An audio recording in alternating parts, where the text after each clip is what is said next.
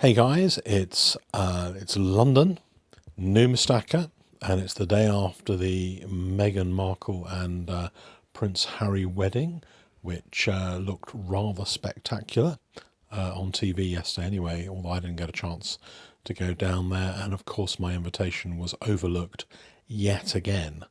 It's becoming a bit of a thing, really, isn't it?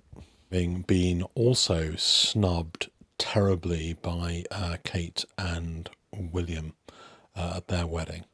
But hey ho, at least they had the courage to bring Fergie along to the wedding. So the question today, the subject of today's video is what makes a special sovereign a special sovereign? Ultimately, I will let you make up that decision for yourselves and let me know in the comments what you think makes a special sovereign, because there is a good chance I may have got it all totally wrong. Let's look at this one in particular. When this came out in 2016, I don't think there was a great hoo-ha about it. It was just one of those things that came out. People didn't really think that it was a special sovereign because it was a special portrait rather than a special St. George or an alternative to the St. George. But actually, I think looking at it in hindsight, I think this will be regarded as a pretty special sovereign. The mintages are high, but not that high. And I think that the James Butler head portrait is very distinctive. These two coins here have been sent in by a friend of mine, and they will be reholded because there's a little bit of a scratch on one of them. So they'll be just put in a nice new holder, and that'll happen over the next couple of months. But I wanted to show them to you guys to just show you what I think will become a special sovereign. So here's two which are a more traditional idea of what a special sovereign is. So 1923, South Africa, sovereigns and half sovereigns were only available in the annual proof set from the South African Mint. And I believe that they're a little bit under the radar even today. Very, very special sovereign, very, very low mintage, in the 600s, 600 coins only. A lot of them were not particularly well looked after over the years. Numbers of survivors are pretty low. This one is a PF62. It's not probably the highest graded in the whole world, but when they get to 64, 65, they can get up to the $7,000 or $8,000 mark. And even then they seem to be a little bit cheaper than some of the others with an equivalent mintage. But there is no doubt in my mind that these South African sovereigns are pretty special. Same goes here for this 1887. There's a lot of focus on the 1937 sovereigns, and quite rightly, because they're pretty amazing. However, looking back at the Jubilee of Victoria, 1887, 797 of these coins were minted. Not all of them have survived in a nice way. Certainly not all of them are ultra cameo. And these are going to get more and more expensive over the next 10 years. That's my prediction. That's why I've got in now to have one of these in my collection, because really there's a tiny amount of these coins to service a worldwide international interest in numismatics. So let's look at the next couple, special sovereigns. This is where it starts to get a little bit more up to date. 1989, this one's a two sovereign. I don't actually have a one sovereign. I have one and I sold it a while back, but the one I kept was the two sovereign. I think that's a great value at the moment. It's about the same in cost as the one sovereign. In fact, it might be slightly cheaper. The one sovereign is the one that's in demand, but I think the two sovereign is the one that is good value. So you've got the 500th anniversary of the Tudor sovereign. Very different, both obverse and reverse are very, very different from the standard sovereign. The mintages on the standard sovereign, to me, are extremely large, but I think anyone who collects sovereigns wants to have one of these in their collection. So the prices have actually gone up a lot for the standard sovereigns. In the last few years, they've gone up from £700 up to about £1,000 or £1,100. Then you've got the 2002, the reintroduction, rethinking of the shield-back sovereign from Victorian times. I think in the first few years, a lot of people didn't pay this very much attention, had a small premium over the basic proof sovereign. These are round about £700 as far as I can see now. And there is a big demand for these sovereigns. In a 70 holder, it could be anything up to £1,100 for one of these kind of coins.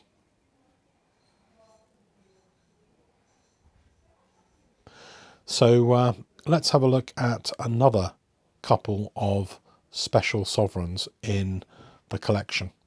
And I think, what is special? How do you define special? Special to me is anything which is out of the run-of-the-mill, out of the ordinary, and special design, a special privy mark, a special low mintage, a special production run, anything like that. So let's have a look at the 2005 sovereign first. Special design modern St George. Again, when it first came out, I remember these coming out. I think a lot of people thought, "Ooh, what's that?" and ignored them. And I've noticed over the last 3 or 4 years, bigger and bigger interest. And so these coins are literally now maybe twice in value what a regular proof sovereign would be from similar years, and certainly ones to look for. The design of this is by Timothy Node, who I think also designed the 2002, although his name is associated with the 2005, but I think he was also the designer of the 2002 special shield sovereign as well. Very, very nice coin. Again, a 70 in this is probably anything around £1,000 or so. Next one is this year's sovereign. Now, this one is kind of borderline as a special, and I've included it because it has a privy mark, so it's a little bit distinguishable from average. The coins are still available. They sold out from the Royal Mint, but you can pick these up on eBay for probably a few pounds, maybe £20 to £50 under the issue price, under the Royal Mint issue price. They might very well be a bit of a sleeper. There weren't that many of them, and they sold out immediately, and people are still focusing on the 2017s. I think in 5 or 10 years, the Privy 2018 could be one that has a little bit of a better value associated with it. So special sovereigns, 2017 was a key year for special sovereigns. It was like a sovereign explosion in 2017 for the 200th anniversary of the Pistrucci sovereign, the modern sovereign in 1817. This particular one is a wrongly labelled strike on the day. It's labelled as a proof. It is in fact a BU MSDPL coin. But there was a problem with the Royal Mint. COAs were marked wrongly, printed wrongly, and then NGC graded them wrongly as well. 1817. And this one is still my tip for the future. Go forward 10 years. There are hardly any of these coins to go around. 1817 only for a key year. I think this is the one that is going to be a sleeper. I've noticed the last selling prices for these are round about